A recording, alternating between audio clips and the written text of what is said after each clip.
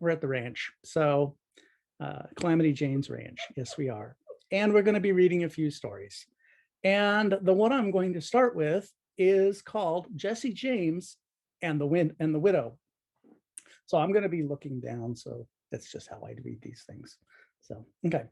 The following tale, with its O. Henry surprise ending, has been told about several noted bandits.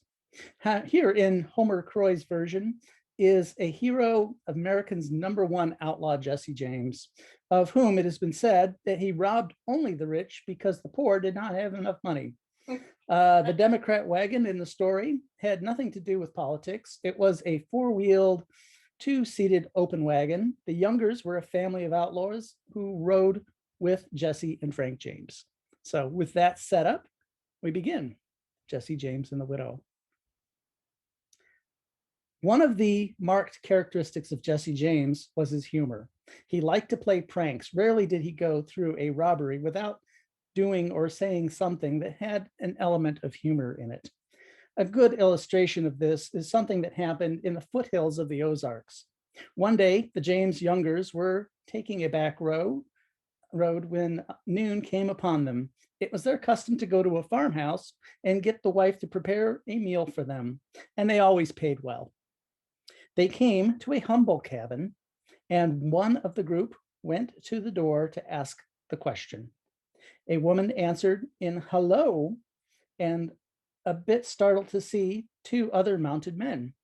She didn't know if she could cook the meal or not, she said. There wasn't that much to eat in the cabin, but finally she was prevailed upon. She watched the men dismount and seat themselves in the yard to wait until their meal was ready. As the men waited, they were more and more impressed by the poverty of the cabin and by the hard struggle the woman had to live. Then they noticed that the woman was weeping, and they asked her if she was frightened. She said she wasn't, but seeing men in her cabin made her think of her husband. It developed that her husband was dead and she was having to face these problems alone. The men were appreciative of this and, glancing at each other, decided to be liberal with her. Sensing the friendly sympathy, the woman choked up and she tried to hide her emotions, but she was so wrought that she was unsuccessful. Jesse, she said, Jesse said, won't you tell us what's the matter? The woman hesitated, but at last the trouble came out.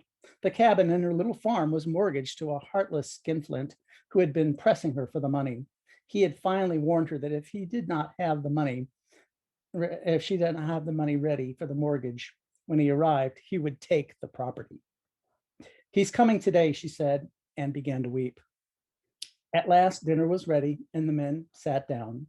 Jesse, for the most part, ate in silence. Now and then, glancing at the poor widow and her humble surroundings, finally he said, how much do you owe the man? $800. Jesse ate a few moments. When did you say he was coming? This afternoon, about 4. Jesse took a few more bites. What does he look like? She told him. How will he be traveling? In a Democrat wagon driving one horse. At the end of the meal, Jesse pushed back in his chair. What road does he usually take? The woman told him. It so happens, said Jesse, that I have that much money with me and I'm going to loan it to you. The woman looked at him in amazement. Was he joking? He wasn't. You remind me of my mother, said Jesse, and I want to do something for you. The woman began to weep afresh. I'll work my fingers to the bone. I don't know when I can pay you back, she cried. Jesse patted her shoulder. Don't you worry about that. I'll stop back sometime, and if you have it, you can pay me back. The woman sobbed anew at the guest's splendid generosity. Now, you want to do this in a businesslike way, said Jesse. He sounds like a hard man to deal with, and so you ought to protect yourself. This gentleman here, indicating Frank James, will write out a receipt, and you copy it in ink in your own handwriting. Before you pay over the money, you make sure the man signs the receipt. That way, that's the proper way to conduct business.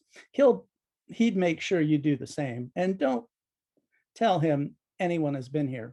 Now, will you do what I say? Yes, sir, cried the weeping widow. Widow. I think you're wonderful.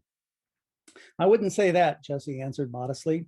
I like to help deserving people when I can. He's a very kind-hearted man, explained Frank. Finally, the men mounted their horses, and the widow stood, her face alight, and waved goodbye to them. That afternoon, the skinflint called in on the woman and signed the receipt and left. After he had driven about 3 miles from her cabin on his way home, as an unfortunate incident happened. Suddenly, 3 mounted men popped out of the timber. Golly. Oh, no. One seized the horse's bridle and all leveled cruel-looking weapons at him.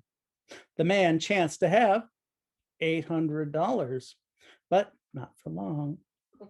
The horsemen appropriated it. Then they whipped up his horse and sent it spinning down the road, leaving the mortgage holder alone and on foot with the problem of catching his horse the best he could. Oh. Then the 3 men rode away. No one knew where they went. End of story. Yay! Yay.